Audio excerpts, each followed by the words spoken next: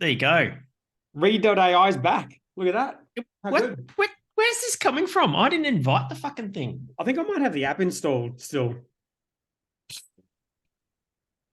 It's still giving me summaries, even though I don't have an account anymore. It gives you like a free summary of the meeting. Sick. Free Is it fucking stuff. freezing there? It's not that cold here. What's going on? Are you cold down the Gold Coast? It's fucking freezing, man. Look at I've got my Tassie tuxedo on. Look at this. Oh, for fuck's sake. Yeah, I've got a beer. I don't have a glass though, but I'm just drinking out of the can. Wow, okay. I got both. Like a fucking heathen I am. What have you got? Saison DuPont. Back of the fridge. Bringing out the big guns. This can be my house sale celebration episode because we didn't drink beer last week. Mate, if you got good money for your house, you'd have the Avec Bon Temps or whatever it is, the 9% version of it of Saison DuPont. Yeah. That's fucking good. That beer. It's not working. What are you doing? To use this bit. What the hell are you doing? You're using a can opener on a fucking cork. Okay, now, all right, let's go. Oh, this will end well. $17 from the Byron Bay Great Northern Bottle Shop. Really? That's not bad. That's the price of a schooner or a pint or whatever size the pack the pub hotel sells. And you got a Magnum. Beach hotel, I mean. Mm. Fuck me. Okay, there we go. Oh, that's good, mate. Well done. Classy as. Check this out. You got your Saison glass there. Yep. With Foster's logo on it. Yep. Oh shit. Can he pour a Saison? Does he know how to pour a Saison? Oh boy. That's how you pour a Saison. I can sit there for a couple of seconds. That's how they're supposed to look. Big dense foam, tall. I haven't had beer in such a long time. What's news? Oh, I did something fucking dumb. Oh no. This week. Is it something we can talk about in the podcast? Yes. I got a fucking espresso machine. Oh, that's good. I got one of those. They're awesome. I got $1,000 espresso machine, but I got it on frequent flyer points. Oh, okay. All right. So it's proper. Well, it's not proper. It's still a fucking toy because it's a house one, not a. What one is it? I got the Breville Barista Express. I'm going to Google that right now. It's got a pressure gauge and everything. That means it's important. Breville. Oh yeah, that looks similar to mine. I've got the DeLonghi La Specialista. Yeah. This looks like a Breville version of the one I've got, pretty much. It's Mate, I tell you what. It's awesome. I had a one of those mocha pots. And like it's the one you put on your stove and it percolates up through and that sort of thing. And I went, you know what? I've got, no. I drink like Americano with splash of milk or something. Oh. And so I went, you know what? I'm going to I've got plenty of frequent flyer points. I don't really use it on travel. So I'll just fucking get a coffee machine. So 100,000 points, bish bash bosh. I now own a coffee machine. And fucking went down the rabbit hole. Hey, once you've got an espresso machine, your life changes. Dumb shit fucking happens, right? Because this thing's got a grinder on it as well as the group head thingo, right? Yeah. And so you spend fucking ages trying to dial in your grind, right? It's like milling grain when you're brewing. You've got to get that shit right. Otherwise, too coarse, don't get the extraction too fine, you over extract, you get a stuck mash. It's the same thing. It's just so fucked. I don't know. Wait, I don't think I did that. How do you know if it's working or if it's not working?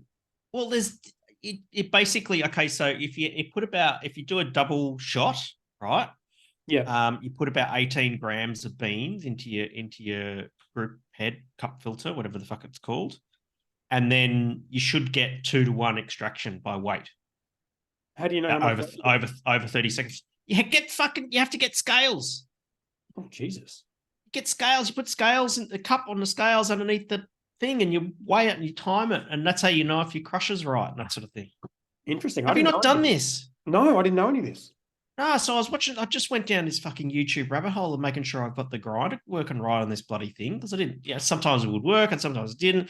Pressure gauges in, and then pressure gauges that. I'm like, fuck, I don't know what's going on. I watched a fucking YouTube video, and all of a sudden, I'm just sitting there, sitting there. The second afternoon, I got the thing, and I didn't really feel like working, and I didn't really feel like going for a bike ride. So I'll just fix this coffee machine, no dramas. So I had a whole bunch of old beans that I'm happy to burn and all that sort of stuff. And I'm just grinding beans and doing shots and having a taste and then changing the grind and then pulling another shot and having a taste and all that sort of stuff. The kitchen's a fucking mess. Just coffee and coffee grounds and shit everywhere. And all of a sudden I'm just there and that's the thing. And I'm looking at and the next thing you know, I'm just staring at the pressure gauge. And I'm just fucking wired.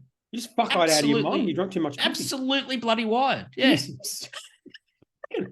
Just like, what have I done? Now I've got to go for a walk, and I just had to go fucking do something. I was just absolutely cooked on coffee, and I just didn't even realize that I was just drinking all this coffee. Oh my God. It makes a fucking good coffee though, hey?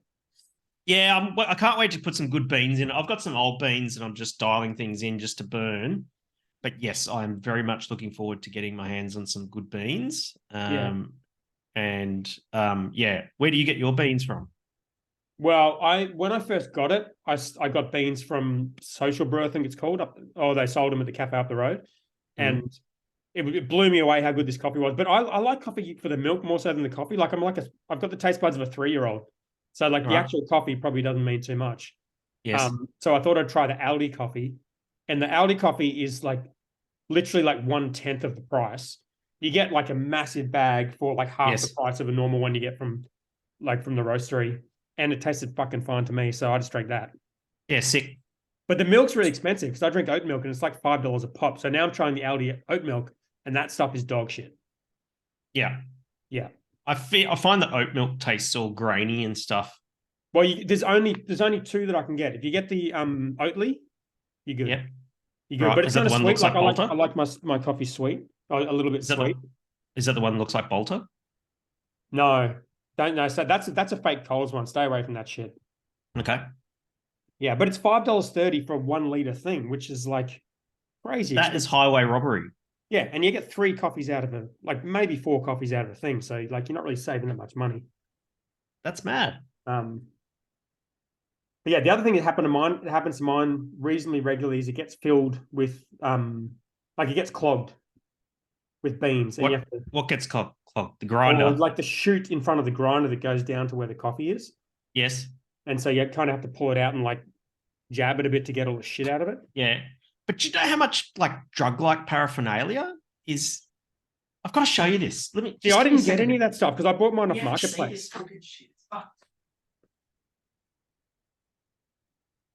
Hendo's just disappeared to find drugs, I think, is my understanding of what's happening. It's not drugs, it's drug-like.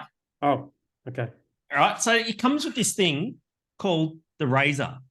Oh, I don't have that. Right. Trimming tool. Are you doing an ad for Manscaped? Is this our sponsor? And it's this thing. It's like you just chop for chopping up lines. What? What does that thing do? You stick that in the thing, and then you turn it, and that makes sure you got the right level of coffee in the filter thing basket. Or you can smash up Coke with it. That's stupid. You don't need that. Yes, but it's imagine rocking up to a bathroom in a club. Disco. Righty-o, boys. I'm trying to get a photo of you holding that thing up. It's such quite difficult. Oh, wait. There we go. There you go. All right. That one will do. Did you get like a brush thing with it? See, I got mine secondhand. I didn't get any of the shit. And apparently descaler. Like mine's telling me I need descaler. Yes, and you need to change your filter every 60 days, water filter every 60 days. I haven't had any of that shit. I haven't done any of that. Probably a good idea. You can buy that stuff, like tablets and that, descaling tablets. Buy it from like online? Suppose. Yeah, I got to look into that. Anyway, so I'm down the bloody rabbit hole now with coffee. You save some money. I'm happy, but, you know, crazy stuff. It's good. I bought coffee every day of my life, adult life, until about 6 months ago when I bought this machine. And I had machines like I've had espresso machines before that were cheap ones. I've had the pod machines, and they're fucking disgusting. This thing, similar to your one, makes the best. It makes basically the same coffee you buy from a coffee shop, like I'm happy. within 80%. Yeah, I'm happy. I'm going to refine my skills, but boy, oh boy, like extracting coffee out of like a group head at a basket and that sort of thing. It's the same as laundering when you're brewing. Are you gonna have to change it to get different beans, different levels of roast? Yeah, you got to readjust the bloody thing. Fuck that. It's just a fucking science. It's great. I love it. Where are you going to get your beans from? I don't know. If anyone has any recommendations, post it in the Facebook group. Incidentally, the Facebook group is facebook.com/groups/Boston the Brewer. Don't forget to answer the membership questions. Question, actually. Yes. And if it's wrong answers only, don't forget. If you put the right answer, you won't get in.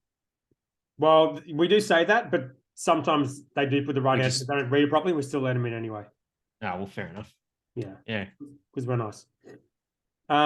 I had an agenda here, and I'm glad you put some lighthearted shit on here because all my shit was fucking awful. So let's just talk through your stuff, and then we'll get to my awful fucking shit.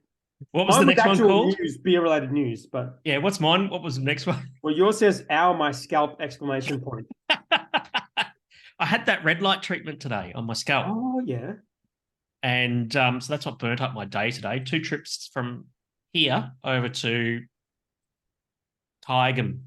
You know where that is on the north side? Yeah, kind of thing. You trying to make a pun there when you said burnt up my day? Or? Yeah, well, true. Yeah, that too. But so one visit in the morning, and they put this ointment on your dome. And you go home, and then you spend an hour at home and drove back. I spent a lot of money on tolls today, going through the tunnel.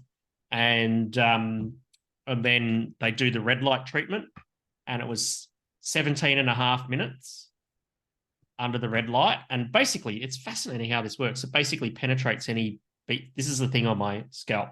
And if you're listening to a podcast, you can't see that I'm actually bald and I have no hair. And so, unless you watch it on YouTube. Unless you watch on YouTube, you'll know that I'm bald and proud of it, actually. And so then but you know, both of my parents, my father in particular, spent most of his 60s and 70s every 6 months getting cancers cut out of his scalp and arms and all sorts of stuff. And I don't want to do that. And so basically, if I nip this in the bud now, then I just do this treatment every couple of years or something like that, and then I don't have to worry about that. Wear sunscreen, obviously. My father worked outdoors, was in the army, never really wore sunscreen. It's a bit silly, paid the price. But doesn't sunscreen give you cancer? What? Sunscreen's not real bad for you, apparently. No, it's not. No. I think it is. I think Oh, I think don't be silly. Zinc. If you wear zinc, you're sweet. If you get that shit with all the nasty shit in it, I think it's real bad. This is not health advice, but I heard it on a podcast from the guy who is actually not a psycho, not like a conspiracy theory guy who's like an actual proper. Well, most of the sunscreens are zinc, aren't they? Well, like zincs are like the ones where, you know, the real thick ones when you like put it over you like a cricketer from the 90s. But did you know that's the same as it's the same as hemorrhoid cream. Okay. There you go. Well, just use both. Yeah. Use hemorrhoid. That's your health advice for this episode. Use hemorrhoid cream on your dome to avoid preparation H. Yeah. Okay. Rub hemorrhoid cream on. All right. Continue with your story. Anyway, so you go back, and then they put this 400 nanometer fucking light, just big fucking LED thing over your head for 17 and a half minutes. And the first 5 minutes fucking hurt. And what sort of pain? You just sunburn, bad sunburn, tingling, like literally fizzing. I felt like things were fizzing because this ointment basically only absorbs into precancerous cells. And then when it gets hit with light, it kills the cells. Fascinating stuff. So it's really highly targeted. So if it's working, you know you've got cells in there that could have been problematic. Yes. Yeah. Yeah. And then, there's someone coming into your house. She just went like this. Just kidding. And so we and so basically it did that 17 minutes. And what you got to have these blackout eye thingos on because the light's really, really bright. And even though I had these things on, like when you go into a solarium, none of them have been a solarium, right? I had those light things on my eye. I could still see the light. It was really, really fucking bright. And anyway, 17 minutes of burning my fucking scalp 17 off. minutes. What are you doing in that time? You Yeah. listen to a podcast or something, or The lady was there and I was just talking to her. really? The nurse was there. Yeah. Wow. And every so often she'd spray cold water on my head and that sort of thing. And it was peppermint cold water. Wow. What a job. And Just sit there and talk to Hendo and spray his dome. spray my dome with peppermint cold water. Anyway, so the treatment finishes, that sort of thing. And she goes, I'll just get the doctor to come and have a look. The doctor, and I've still got, and she goes, I'm not going to take the eye things off yet, just in case we need to do a little bit more. Anyway, the doctor comes in and she goes, oh, I'd like to do another 5 minutes. I said, you can have 3. And she goes, okay, 3, no problem. And they did another 3 minutes. Was it that bad? Were you just bored at that point? It was very uncomfortable. Yeah. I actually feel okay at the moment. I have a lot of moisturizer on and I have to moisturize a lot and take anti-inflammatories. But apparently tomorrow it's just going to go and blister up. So I can't be in the sun or anything like that. So weekend at home this weekend. And you just wear a hat and it goes away, or it takes about a week. It's gonna peel and blister and shit in the next couple of days. It's gonna be fucked. Yeah. Wow. That's crazy. Yeah. So I was supposed to go back on Monday, but I'm not. I'm in Alice Springs on Monday, so that ain't gonna happen. So I have to send photos of my dome to the doctor. And yeah, well, I mean, if you got want to get away from the sun and you're worried about skin cancer, then go to Alice Springs. That's a fucking great idea, Hendo. Yeah, smart, mate. Smart. Yeah. Yeah, so that's kind of how it all went down. So there you go. Well, you were worried you wouldn't be able to do the podcast, but it looks sweet. You don't look any different. I'll tell you in the morning how I'm feeling. Apparently tonight's going to get really painful. Yeah, right. They tell you to take painkillers and shit. Is that bad sort of I've got anti-inflammatories. Yeah, so I have to alternate like Panadol and Nurofen every 3 hours. Yeah, right. Anyway, all for short-term pain for long-term gain. I think 100% sounds like a good idea. What's this you taking? What's this you taking the lead in the over/under? Dude, I was a little confused about this, right? Because I watched that race. Actually, I didn't watch the race. I saw the highlights. Yes. And for Canadian Grand Prix, I thought I picked Red Bulls to come in the 2 Red Bulls on the podium. Yes. And you picked 2 Red Bulls on the podium. And then when I saw the result, Perez obviously fucked up because he's useless. Yes. And so it was only 1. So as I wrote down here, 2 Red Bulls on the podium. Dan says no. Hendo says yes. Okay. So I lost. So you lost. Okay. Fair enough. Is that your recollection of it? Because I tried to listen to the episode again. I was too lazy and kind of couldn't be bothered. Forget what I wrote down. Yeah. Oh, well, there you go. What's the score? It is 6-5 to me. Okay. And Perez sucks. He sucks bad. And Alonso's very awesome. bad. How good is Alonso? What a legend. You know who else sucks is Stroll. Yeah. Do you know who did really well last weekend? Albon? Yeah. Yeah, he got driver of the day, I think. Yeah. Yeah, what a legend. That's pretty good. He has the odd really good race in that car. I think that's why he got the drive in the first place, because he's a pretty fucking good driver, but couldn't compete with Max. Nah. And he's a bit whiny. That's always the thing. It's always the thing is like, you realize how good someone is when they have a teammate who is really, really good. Yes. And no one's competing. Like Stroll was competing fine before against a 4-time world champ. But he can't compete against Alonso because Alonso's fucking way better. He's just crushing it. Yeah, exactly. And no one can compete against Max. No one. But I tell you what, Alonso's given Max and Mercedes especially a run for their money. Mercedes, of course, for sure. But yeah, but he's got a better car for whatever reason. He's got a better car. I mean, you would have to think Lewis and Alonso. I mean, Lewis used to drive with Alonso, so Lewis and Alonso together in similar machinery would be competitive. Yeah, He wouldn't be definitely. smashing Lewis, but What do you smash. reckon? What about Alonso in a Red Bull, I think Alonso's hypothetically? awesome. I think he'd be awesome in any fast car. Fucking oath, that'd Mm, be great. He's too old though. It sucks. mm. He's just performing so well for his age. It's unbelievable, but he's too old. He's not going to get the Red Bull drive, never. But he'd be Mm, great. mm. He'd clash with Yeah. Max though. That would be a shit fight. Oh yeah, that'd suck. Yeah, they're better off leaving the second driving Red Bull being a shitty driver. I think Yeah. Just make worked well Max for look good. Mercedes. Hey, Mm. Just make Max look good. yeah, worked well for Mercedes. That's the move, especially when you got Is the it best your car. is it your birthday? Not that I'm aware of. Why are there birthday balloons there? No, that's Tilly's birthday. Oh, If it was my birthday, I wouldn't have 6. 6 and a million fucking bright rainbow balloons. I like that you thought it was my birthday though. That's pretty nice. All right, should we get into this news or should we just Yeah, fuck let's off do it. completely? All What do right. we got? News item number 1. ABC News article, craft beer declining. So this is the Wicked Elf Yes, closure. closing up shop. Yes. One of the old stalwart breweries. I don't know about this brewery. I mean, you used to brew kind of that general region, didn't you? So you would probably know more. No, I've never. No, not really. Isn't that like where is it? Where are they? Port? Port Macquarie, I think. Yeah, okay. Um, yeah, look, it's a sad story, but it's tough time, and clearly it looks like that there is some financial struggles and that sort of thing. Yeah, Port Macquarie. Um, yeah, look, it's just they've just not a sustainable business. Perhaps their tap room's suffering. They did a lot of they remember they used to be in Dan's and BWS and that sort of thing quite a bit. I don't really know anything Years and about this years brand. ago. Years ago they used to be. And Yeah. so it's that story of just not quite right sizing yourself.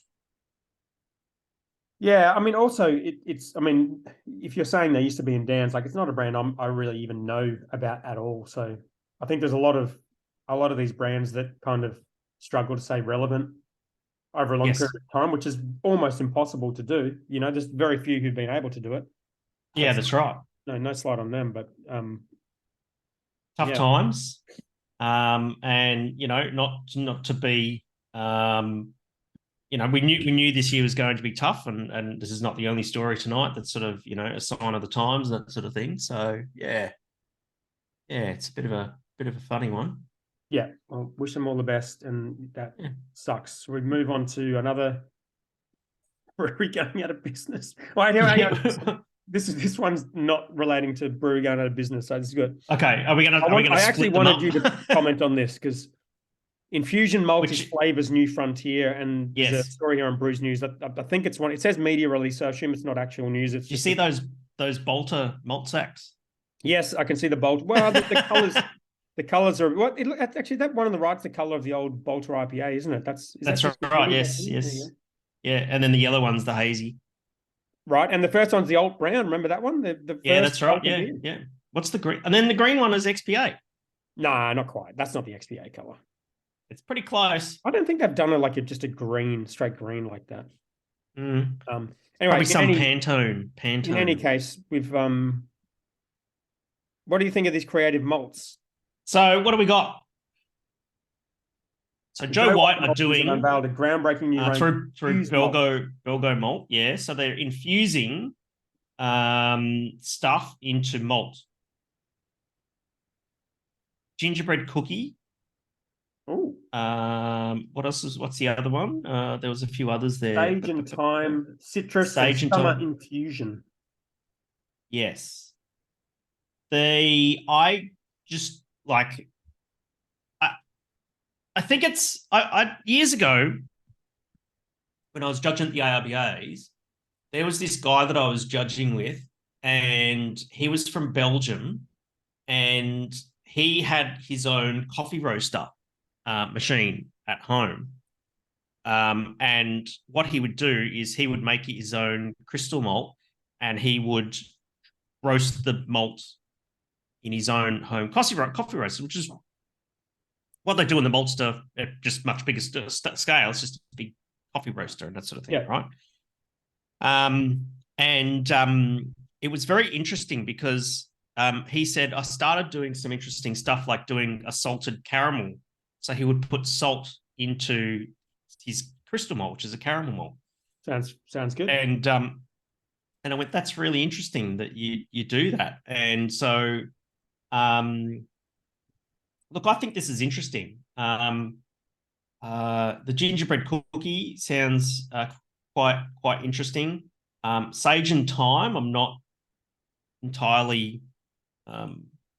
Didn't you do it? You did a gingerbread cookie one. Yeah, that was my 2016 Gatsby. Gatsby Gingerbread Maniac. I've got a few Yeah. bottles still. Yeah, there you go. So you could have saved yourself some fucking additions. Well, maybe. I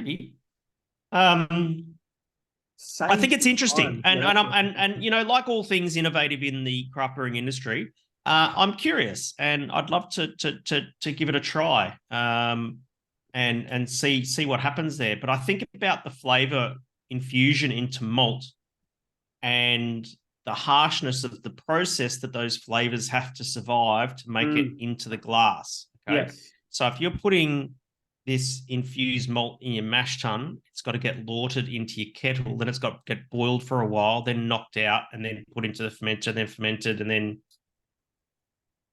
chilled and carbonated and packaged and all that sort of thing, right?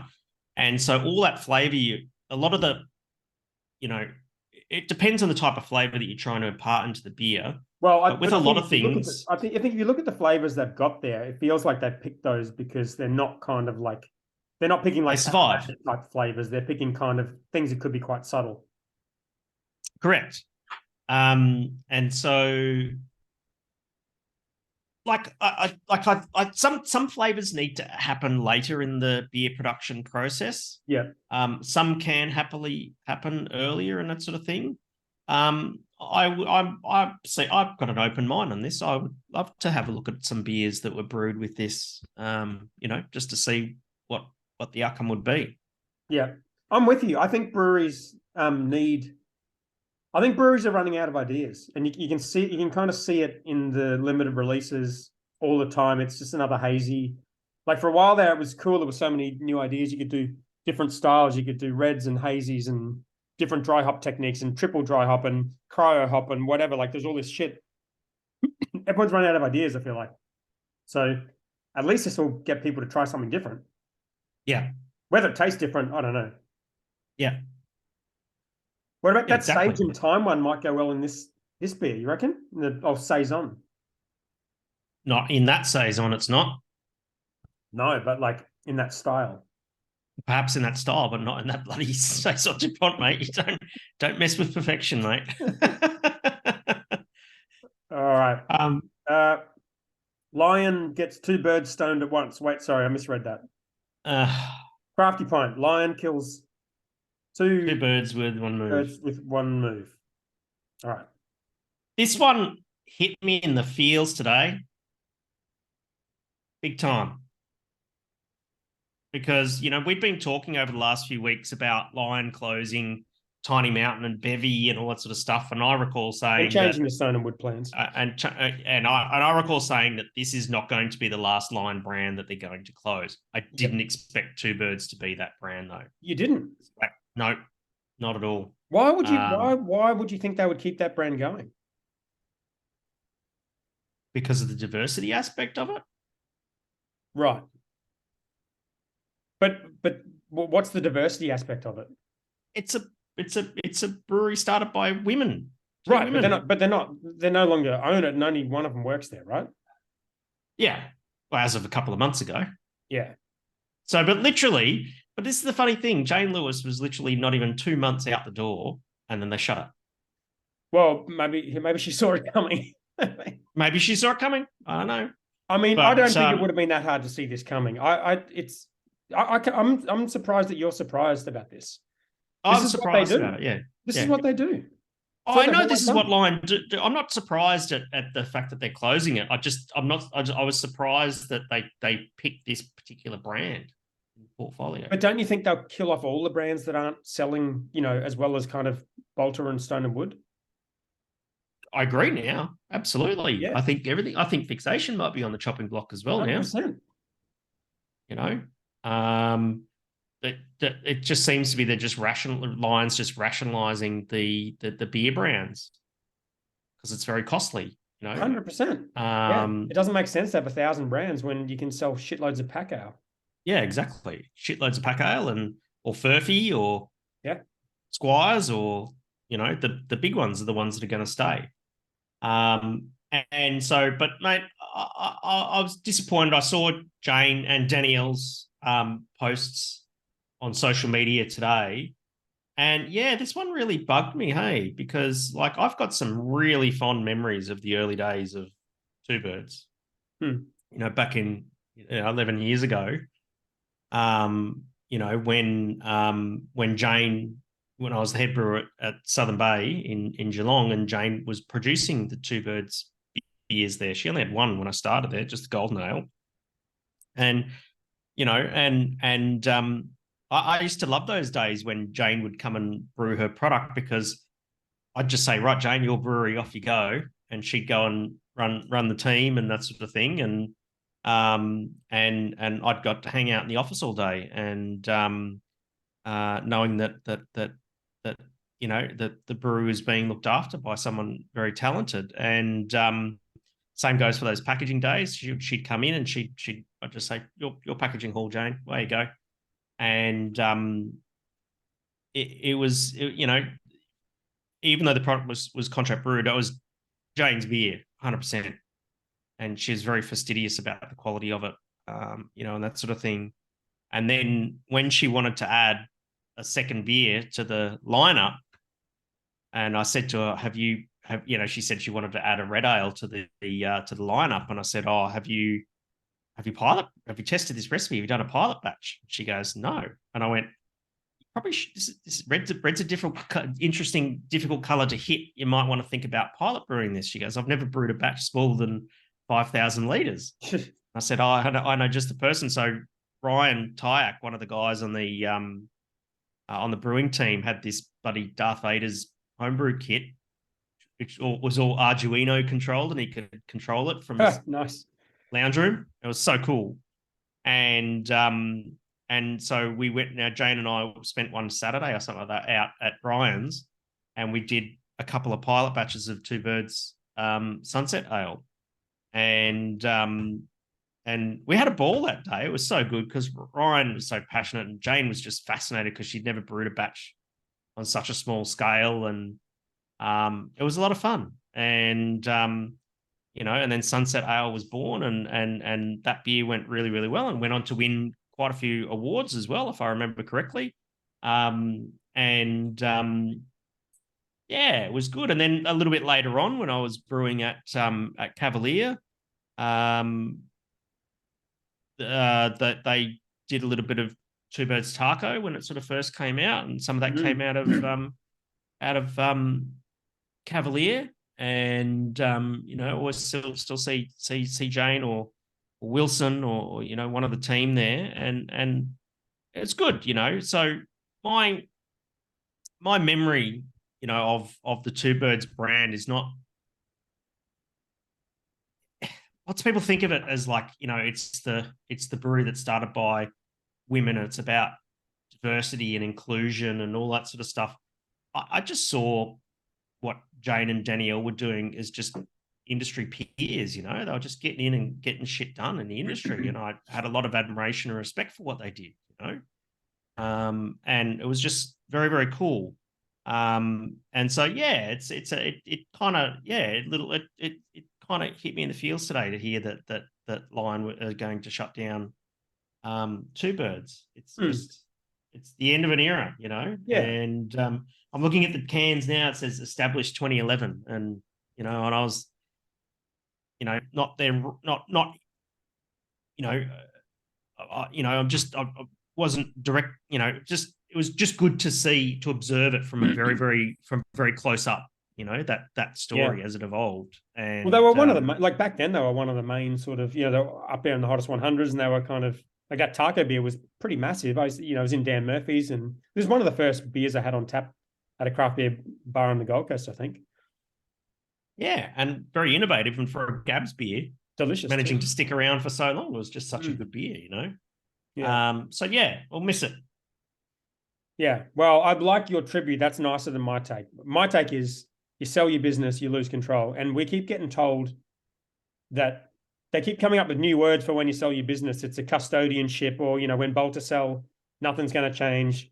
When Stone and Wood sell, nothing's going to change. If you sell your business, you give up control. You kiss it goodbye the day you sell it. And unfortunately, that's what happens. That's the reality. Yeah. But in this particular case, mate, is that Jane and Danielle didn't sell their brewery to Lion. They sold it to Fermentum. Yes, exactly. And Which then is which is Fermentum what and which is then ironically Fermentum got what sold. Stone and Wood did originally as well, if you recall. They What sold do you a mean? big chunk Yeah, to Little Creatures, and then Little Creatures sold, sold exactly. and they were Yes, able to buy it back because of the deal they had. But yes, yeah, it's unfortunate. yeah. So like Nonetheless, you sell your business, you lose control, and especially if you sell your business to one of the majors, they'll handle your brand the way they handle brands, which is, if it's going really well, they'll crank it up and pour everything into it and probably dilute it a bit. And yes, if it's not, they'll chop it off, and that's what they do. yes. And that's why we need to support independent brands. And so everyone's getting a reminder now of why it's important. Yeah. I think if we think about that, and also, what Line will do with that brewery and the kit, and they'll shut it down, right? Because they bought your old canning line, didn't they? Yeah. Yeah. But it was Yeah, a they bought. drop in the ocean compared to the kind of money they're spending on things. But No, yeah. I know, but it's interesting though. But like basically, that's a fair chunk of production capacity that's going to be either sold or mothballed and that sort of thing. Well, I And think then you because think I think they about. were brewing fixation beers there. I think that was the idea to Yeah, of brew course. fixation. Yeah, Yeah. yeah, yeah. Mm. And the other thing as well is that there's the Red Dot Brewery in Melbourne, which is, well, it's been up for sale on and off for a while, and that's a pretty hefty sized brewery as well. There's a lot of production capacity being taken out of the market at the Mm. moment, right? And that's the thing that people really need to understand is that the majors, this, as far as Lion are concerned, this is fucking great because they're all about market share, and they've just taken a 0.1% off the market share, and for them that's a win. Yeah. Right. And it just helps them just to funnel everything back and that sort of thing. So yeah, Mm. very interesting. Well, I Very wonder interesting. what the Two Birds guys will do. I don't know them personally, but I don't know. I mean, they mentioned Danielle in the article saying they kind of want to offer another role in the company, but I'm guessing that's I, probably not going to be. I don't know. I don't know. She hasn't really alluded to anything. Jane's got a new business though. She's doing a coaching kind of business about cultural stuff in liquor industry and that sort of thing. And Okay, well, I mean, if they stay in the industry, that's good. But yeah, in a the roundabout industry's way, I lost suppose. a lot of good people, so you don't want it to result in the industry losing good people, because then This there's is the thing that problems. I find really scary because, like, you know, this is kind of like, if you think about it, this sounds dumb, but I'm just going to say it. It's like this is my generation of Mm. brewers, you know, Yeah. from 10 years ago, and you know, uh, we've spoken to a lot of brewers, in and around my generation, and they're all cooked, Yeah. Yeah. and they've had enough, and they're tired, and they started out doing, all passionate and motivated, and we all did, and we put our fucking blood, sweat, and tears into this industry and the business and all that sort of thing, um, but and for very little, it's you never go into it for the financial return or anything like that. But eventually, the passion only gets you so far. Mm. Yeah. Only gets you so far. And I remember, like in the late days of brew cult and that sort of thing, I was sick of punters. Um, I was just, I was tired. I hadn't had a decent paycheck in 4 years, Mm. and I just had enough. You and there's just a point where you've just got to go, fuck, I have to look after myself, you know? and that's what I kind of see with this, and with Jane sort of stepping out and Two Birds being sold, and I see a lot of my generation of brewers really starting to step out of the industry or change their role in the industry. Like I think about some of my peers that I studied with at University of Ballarat. Glenn Harrison doesn't brew anymore. He works for Ellerslie as technical sales, and and just all these people just stepping out of being in the brewing, being directly involved in craft beer, but maybe being involved on the fringes. Well, I stuff like still that. think there's a bit of that is kind of natural kind of. It's the natural. It's the thing, and you got to pass the torch. I'm not going to be around forever and that sort of thing. But neither is I'm more else. thinking people just completely leaving the industry. Like there's every chance they'll, well, I don't know about their specific situation, but there's every chance that the industry is going to lose a lot of good people who are never going to work in the industry again. Yeah. And if you're doing a different role, then that's one thing. But if you're completely out, then we're just losing a lot of good people who are ultimately just going to lose the industry as we know it. Yes. Yeah. Yeah. Absolutely. Yeah. Yeah. Anyway, right. That was my 2 cents. Pregnancy labeling. So this is coming up. When is this coming out in July? End of July. End of July, yeah. Yeah. So the go is that you have to, by the end of July, on your label, and I think on your boxes as well. They've reduced, I think on the boxes, but not with the red on the boxes. They changed the requirement. Yes. So mandatory pregnancy labeling comes in at it's from Food Standards Australia. And you have to have like a pictogram. It's like a rectangular thing with a pregnant lady, the no smoking thing on around her. Yeah. and with some words on it and all that sort of stuff. And all alcohol has to have it, including beer now. And that caused a lot of issues, 3 or 4 years ago when it was proposed, maybe a little bit longer than that, around like, when a brewery makes labels or has cans, it's very difficult to change the design because breweries will buy literally hundreds of thousands, if not millions, of either labels or printed cans at a time. And it takes a long time to wear out that stock, have the new plates. If you're doing printed cans, for instance, it's very expensive to have your plates redone. And it's a very time-consuming process, There is. And so that's why it's been so long for this to come into place. Very, very expensive. There's been a lot of warning. Well, Didi from Bad Shepherd said, $90,000 to replace existing can stocks. But that's a couple of things. One is there's been a lot of time to prepare for this, so that might be an inventory thing that's gone wrong. I know it's fucking difficult. No one needs these problems, but if they've got that many cans that haven't been used, then something's gone wrong. The other thing is, isn't the new logo? It has to be red, doesn't it? Isn't that the whole thing? Yes. Like that image they've got there, because what they're saying is they're using a label to wrap around a can because they want to reuse the cans, and so they've got this label wrapped around a can, which looks awful. But the pregnancy logo is not even red on that label, so that's not even. No, that's right. Yeah, that's weird. It's very interesting. But look, it's a very expensive thing. Look, at the long term, I get it. It's a food standards thing. We are a product that causes harm, and so therefore, yes, definitely. It's harsh timing. Very fucking harsh. If people haven't thought about it going into winter in 2023, having to worry about that, that's going to sting. Yeah, absolutely. All right, Tall Boy and Moose ownership transition. I don't know a lot about it, but there's a bit of a. Well, here's another one I'm very closely attached to, mate. Okay, well, you tell me what's happening here.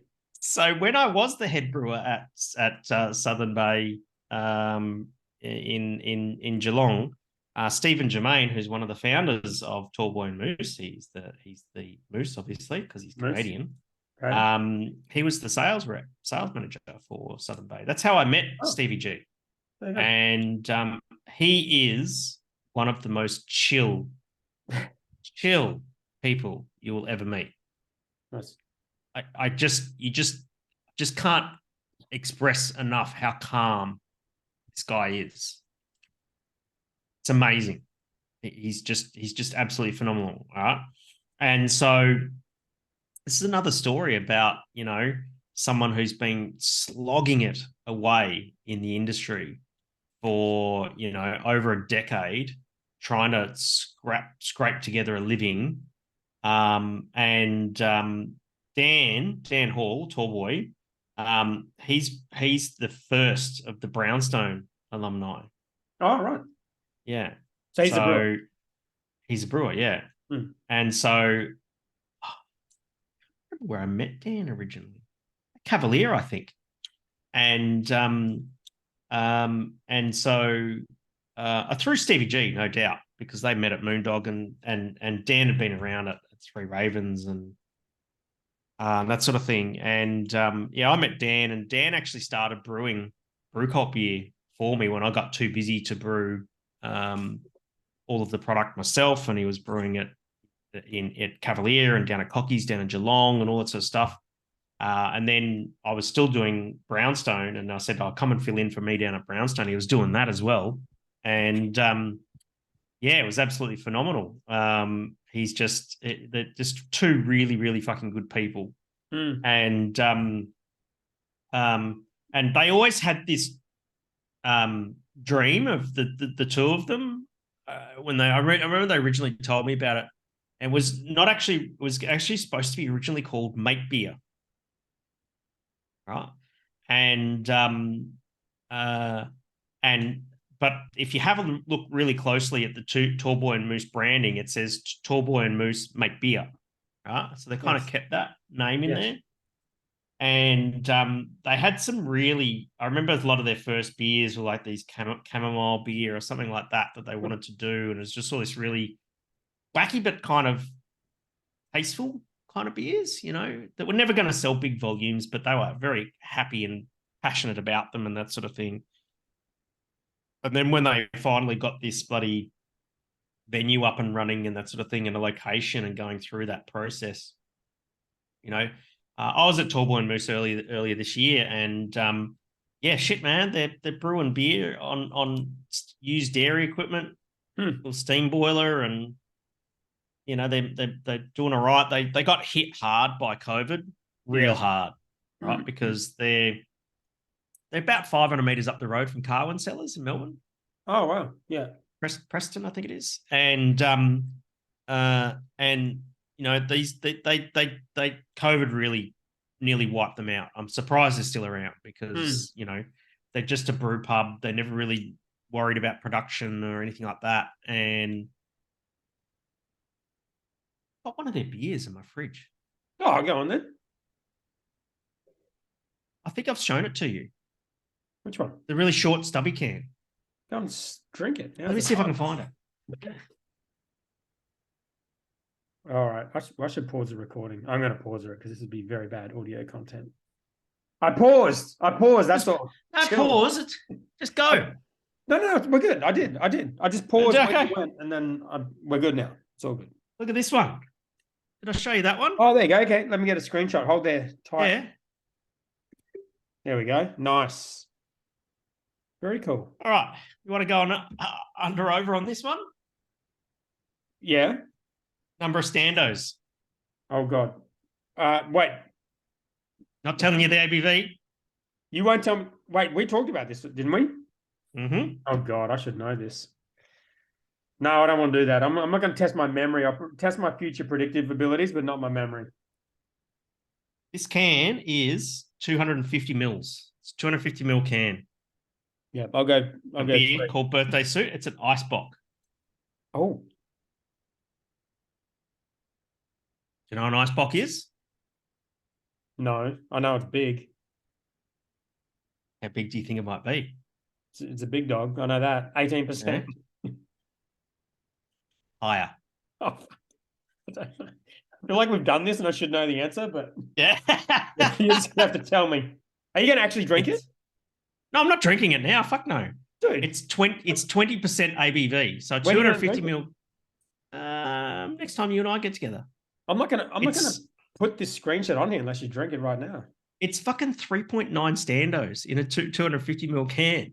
Dude, 3.8 right here. Yeah, that's a 750 mil thing in DuPont. Fuck off. All right. I'll still use it. So I've still got that. I think you and I should crack this together. Oh, it says Tall Boy and Moose make beer. There you go. Nice. So look, at least the place is still going and all that sort of thing. And I'm sure that the process of working out what the business would have been worth to buy out Stevie G would have been fucking tough. Yeah, it sounded like it. And I hope that I wish Stevie G, all the best, and Dan, solely running the business now and that sort of thing. Clearly, Dan's still got a heart for the business. Good on him. I think Stevie G's just keen to time out. He's got a misso. He's got a kid. Yeah. Yeah. Well, I hope they do well. That's a big call. Taking on something like that by yourself as well is, yeah. Working with business partners is tough. Working by yourself is also very tough. Probably harder. Absolutely. All right, final news article. Mark Haseman steps down as CEO of Mighty Craft. So we're Brews news heavy, but this was a media release, so it's not an actual news article, but very short media release saying Mark Haseman stepped down. So this is after a strategic review back in a month ago, fundraising effort a little while ago as well, and then with the better beer stuff happening in the background and the fundraising, and there's been no news on any of that. So there you go. That's kind of big news for Mighty Craft. Yeah, it is. It is. No comment from me. No comment. Don't know the background of it. There might be a number of different reasons. Might be personal reasons. I'm not going to pass a comment on that. Fair enough. We normally comment on shit we know nothing about. Yeah, well, it's just any different. Not this time. Fair enough. I mean, I'll have a crack. Go on then. People can look at you with disdain next time you go to fucking Melbourne. Oh God. Okay. Wait, what do you get in trouble for? Oh, I don't know. Fuck it. Who cares? All right. Well, look. Whoever, if anyone is actually listening to this, we're just making a guess. I'm just making a guess. Mighty Craft has been a business that has been unprofitable for a very long time. They started out as a business that was going to be a high growth business and was on the back of acquiring lots of smaller brands. Yes, and low interest rates and pre-COVID and they got good amount of funding. They executed a huge amount of growth due to those acquisitions. They doubled down on that brewpub local model, which made sense 3 or 4 years ago. Then they had the better beer thing take off, which they own a reasonable but not controlling stake of. And all the other brands have fallen by the wayside, pretty much without exception, as far as I can tell. Yes. The business is worth less than the amount they paid for one of those brands. That's right. I think at the end of the day, the directors who run the company, if they're not happy with the direction of the company, or if they don't think this guy is the guy to take the business forward for whatever reason, they choose to replace him, and that's it. That's how it works. Yeah. Fucking ruthless. Isn't it? But yeah, it's going to be really interesting because like we've talked about that on this podcast before, which is they've got this one brand that they own a small amount of, which is going through the roof. Yes. And nothing else is going very well. So what? And they don't have an exit thing. You can't just grow with a plan to exit. They've already exited. They're on the ASX. Yes. There's no one on the ASX who would buy them. So no. Where do you go? It's like I'm actually personally just fascinated about where this goes and how it ends. Yeah. Not even none of the majors would buy them. And they would buy better beer. They would buy better beer, of course. Yes. But I don't. But even some sort of institutional investor or something like that just wouldn't be interested in the business. There's no growth. There's no upside. No, there's no upside. There's no way. I can't see a way where that concept even works. I just don't think Mighty Craft knew what it wanted to be. I think the idea was just a bad idea from the start, and that's why we didn't take their investment. It was a bad idea. It just didn't make any sense. Like the whole founders incubator thing, and they'll come in and share distribution and like water down your distribution. The vertical integration, distribution, venues, all that sort of stuff. And that's the thing. Executives and it makes no sense. They just don't know what they want to be. I don't think. I think they should just. If you're going to be vertically, ask Nick. Yeah, like how does that work? Like, is the move either shut down Mighty Craft, sell their stake in Better Beer, and that's it? Not while you're on the stock exchange. You're talking liquidation, mate. Well, what else do you do when you're been a business that's unprofitable forever? You're trying to raise a round. It doesn't sound like who's going to invest in the business if Better Beer run a big chunk of it. They're doing a separate round. Yes. So there's no profit, but there's no growth and there's no exit strategy. What's the alternative? Yeah. The liquidation. Exactly. Yeah. Yeah. Take the wins on Better Beer. Maybe there might be in a bit of strife. Yeah. Maybe, but I'm not going to comment on that. But anyway. If Mighty Craft go into VA, I'm going to chuckle. I'm not, because all the fucking founders who they took money off and, who took money off Mighty Craft to get their investment because they were struggling as small brewery owners and wanted some investment, didn't know how to raise funds on their own and took that money. They're all fucked now. Yes. And it's another example of people in the industry getting screwed. Yes. By bigger players, and it's fucking sad. So I'm not going to chuckle at all. Yeah, 100%. All right, this has been a depressing episode. All right, let's do. Fuck you. Sorry, you suck. It's okay. All right, share your screen. Let's do Hendo Reacts, and then we'll do questions. Rightio. I have to share with sound. Share with sound. No copyright infringements. It's only pictures, no videos. Oh, for fuck's sake. Okay, can you see that? I can. I've got the Google Doc there. And I've given you an alternative in case you're not in the groups. So I thought. Okay, that's okay. So this is a watch thing on Facebook. Maybe it is a video. Oh, Jesus. Oh, yeah, here we go. It's The Rock.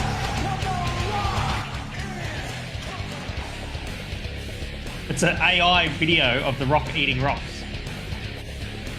Oh, there's two. Oh, my God. I actually haven't watched this. What the fucking hell?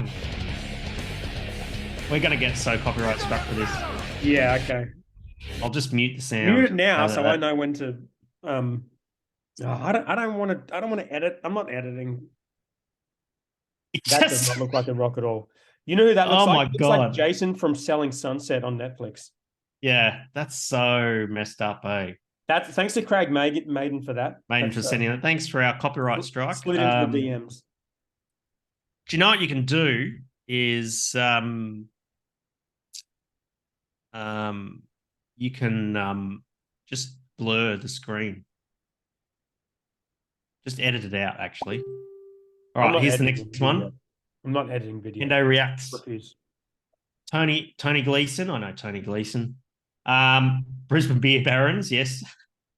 Brew Baron versus Brisbane Beer Barons. Okay, this is a really interesting one. So Parched Brewery, which went into voluntary administration and was subsequently sold, is being rebranded as the Brew Baron Beer Company. And basically, Brisbane Beer Barons is the Facebook group of Brisbane and all the beer geeks and stuff like that, which is one of the few beer groups I still happen to be in, but don't really participate in. Yeah, have just collectively lost their shit. There's a brewery in Brisbane called the Brew Baron Beer Company. Let's just read the comments just for shits and giggles, hey?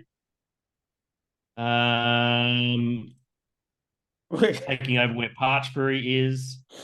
It's near. I thought they were retaining the same name. Parched, yeah. It's just. What about if you just click on the group name and go back, just click on the group and see some recent posts, because he posted another one. I don't know if he made this or this is like their marketing. Today. Yeah, there we go. That one. Yeah. What's going on there? Did they make that or did he make that? No, that's Tony made that. Oh, I see. It's to describe it, if you're listening, it's a meme about birth control effectiveness. Condoms 99%, birth control pills 99%, the Brewer and Beer Company 100%. I don't know. I don't really like that. So we cut that out. so he's gone to the effort to make. I don't know. I actually didn't. Yeah. I didn't understand the joke. I didn't know if they'd made this or he'd made it, but Yeah, not cool. he's gone to the effort to make that. He's pissed I'm off. sure. Dude. Yeah, of course he is. That's Tony though. Does he own this group or? Yeah, he's one of the mods of that group. So yeah, okay, all right, there you go. All right. So clearly, Not the best name for a brewery, is it? I don't want to hate on the brewery, but it's a shit name. Yeah, is what it is. Is what it is. All right, let's have a look here. BT. I'm back in BT Underground. Sorry. Range barrel aged stout. Magnificent. That's not a stout. Well, there's that, and there's also the size of this dude's hand. What is happening here? It could be a small glass. That's what I'm wondering. Is that a schooner glass? It's a Brewdog schooner glass. That's a Brewdog schooner glass held by It's a massive hand, a small glass. What venue is that? Is that a Range? Is that Range in Abbotsford? Is it? That looks like the Melbourne Range is Abbotsford. Yeah, that's what I said. Yeah. Or it could be. It's probably Brisbane, doesn't it? Doesn't that look like Brisbane? It's got booth seats and shit. It looks like the Melbourne. I mean, it's been a while since I went there. Melbourne one looked like an ice cream shop. It kind of looks like that. Yeah. That's interesting. Oh, I've got an alternative link. What's this next one? Radio Brews News Posts. Here we go. Rum and Cola Sour, Bogan Fuel, Reckless Brewing. Bogan Fuel. Rum and Cola Sour. What do you think? Yeah. Has it got rum in it? Sure, it does. Yeah. The reason I put this in here is because I had an idea when I saw this, because we've still got to figure out the next Boston the Brewer beer, right? Yes. Can we do a Jack and Coke beer? A Jack and Coke Zero. Jack and Coke Zero. Oh, yeah. I don't know.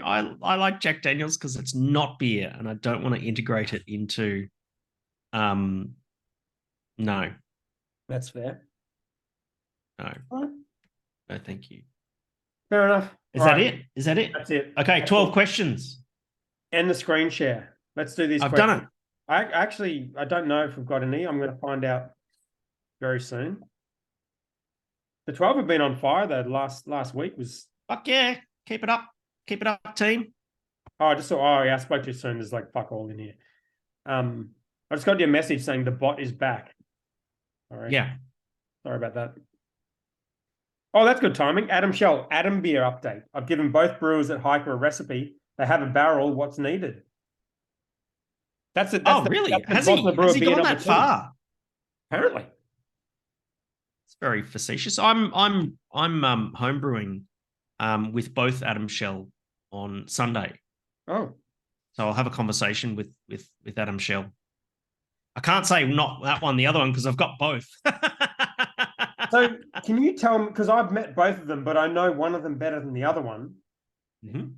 And the one I know is not that one, the other one. Yes. Which one is this one? It's Adam Shell. Right, no, but this one, the member of the 12 that wants to do the beer, it's That's Adam Shell. It's Adam Shell. Yeah. Okay. Well, I'm glad we cleared that up.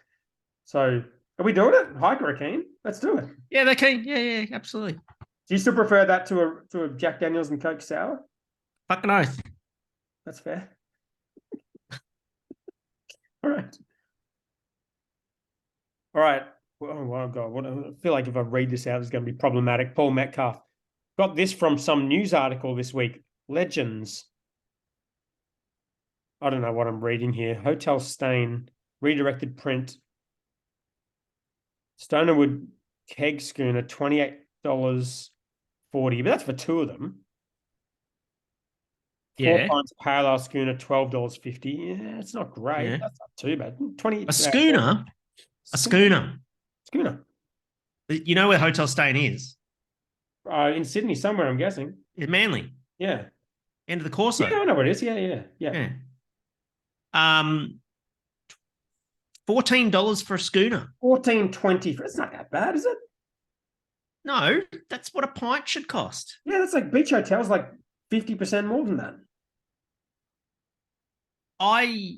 The regatta, it's $14 for a pint. A 500 ml pint. Yeah, Not but this is like fucking. this is the middle of the CBD on the water in Sydney. That's expensive, man. Yeah, you get what you pay for. You get the view and you're in the location. I think the beach Mm, hotel one was more than that. How do you look that up? mm, That up. mm. That one, they're gonna have the price list there. Yeah. Well, that's it. No more VAs or founders leaving or sad stories. Yeah, just fucking. Can you all stop? Winter. Yes, stop. And think of something fucking happy to talk about. You did your best. I'll give you that. I did my best. I talked about dumb shit. My scalp feels absolutely fine at the moment. Yeah. I'll tell you in the morning how I'm feeling. Okay.